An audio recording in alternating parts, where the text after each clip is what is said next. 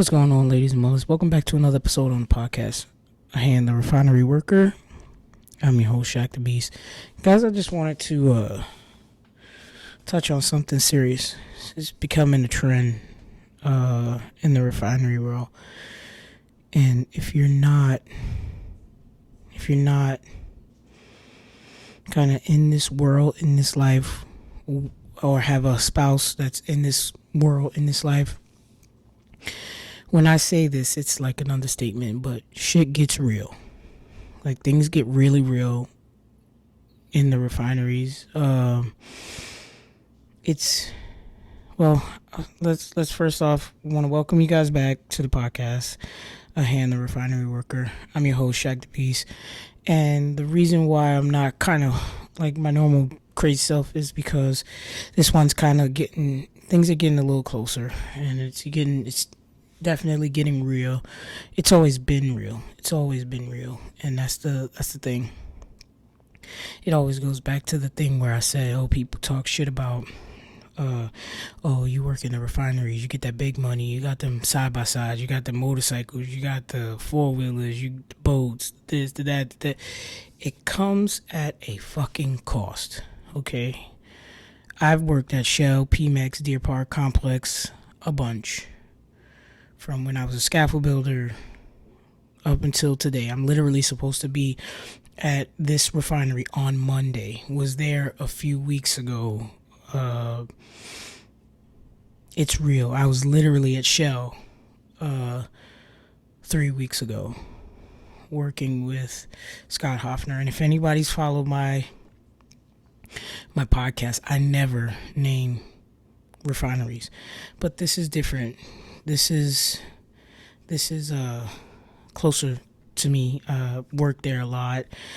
The salesman for the job that I work, the company that I work for, he loves me. His wife is awesome. She loves me too, and he tends to give me work back at this refinery because I showed up and I showed out.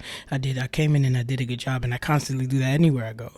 But the recognition went a little further at this refinery in particular, and it's apparently my wife just came in here. It's still on fire. It's been on fire since the early morning yesterday. I literally was driving by it to take the crane back to the yard. It was still on fire. Went back after we dropped the crane off to get my truck. It was still in flames. It is still in flames right now, ladies and mullets. It's check on your people. I got a few phone calls and text messages, and people reached out to me. Derek Dement, Bobby King. There are a bunch of other people. My homeboy Scott. He was one of the first people to actually check on me, and it's. This is what I mean when I say take the shit seriously. Know your wind direction. Know your monster points. Know where you need to go. Know how to get out. Give yourself 2 to 3 evacuation routes. Think of these things in your head, because people probably take it for granted and just go in blind. Every day they do the same thing, whether it's a different plan, the same plan. They just go in and they never take into account something like this happening. I am praying for everybody in this complex out in Deer Park, and God is with you guys, and everything will be all right. The fire, God willing, will be under control soon, and everything's gonna be all right. I believe everything's gonna be all right. But I hate to do it, but like this video, comment, subscribe.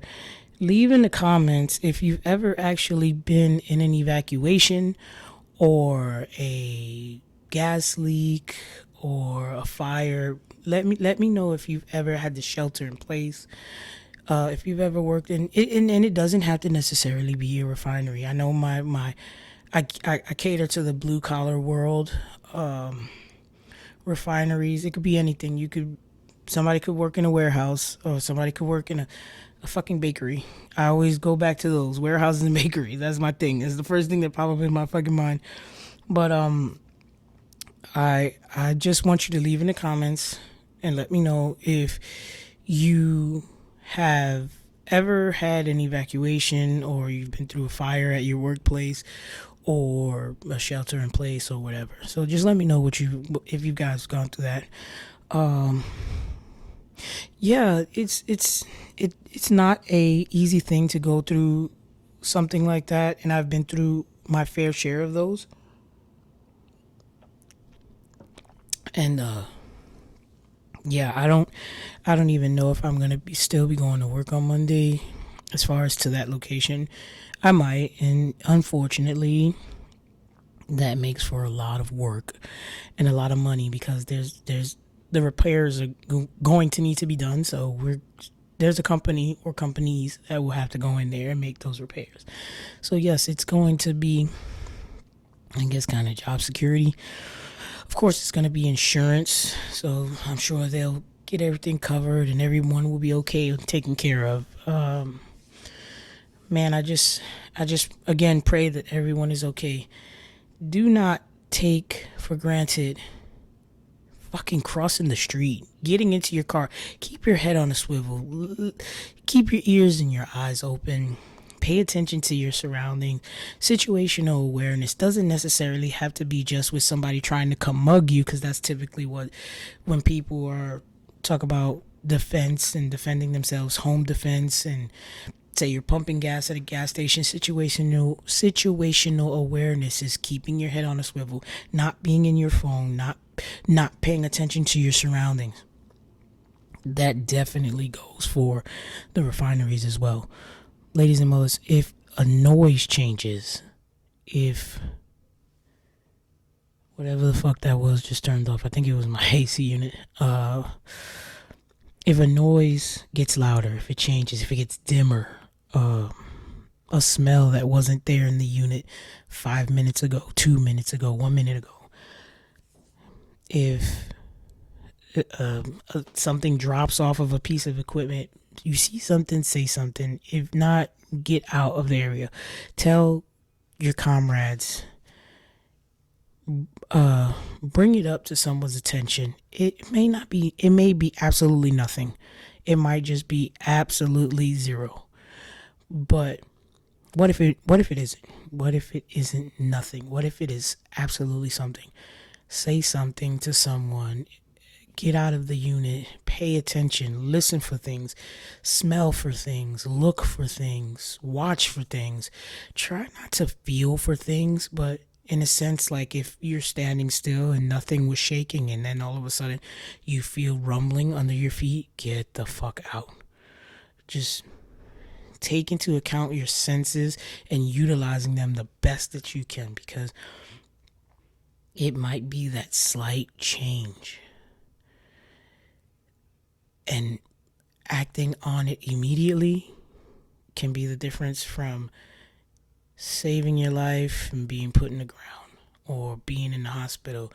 Just pay attention to these things, man. I'm praying again for everybody in this complex that works in that refinery, and that no one is hurt. I don't know the numbers. I don't know if there's injuries or casualties or fatalities. I'm praying not for any of those. But I'm just hoping that they're okay, because sometimes scars are not visible. They can be mentally. You can be scarred by just what you see and what you go through, and you could have never gotten burnt, cut, or a bump on you, but the scars could still be there. So just praying for everybody's family and praying for everyone to be okay, and to, whomever wants to or can is allowed to get work out of this, the outcome of this, then hey, do your thing. If you're a good hand, go ahead and do your thing. Ladies and mullets, first and foremost, I always say this: put God first, keep your head on a swivel, be a hand and not a pinky, don't be a worm, and just look out for your brothers and sisters, but most importantly, look out for yourself. Always take care of yourself. Because if you can't take care of yourself, you can't take care of nobody else. Ladies and mullets, I'm out of here. Don't forget to like, subscribe, and comment and share. Do all that good stuff for me. Just want to open up the eyes to the refinery world and the blue collar world. and bring awareness to people that may not know, and just be an outlet for some that do. So, y'all, stay safe. I'm out.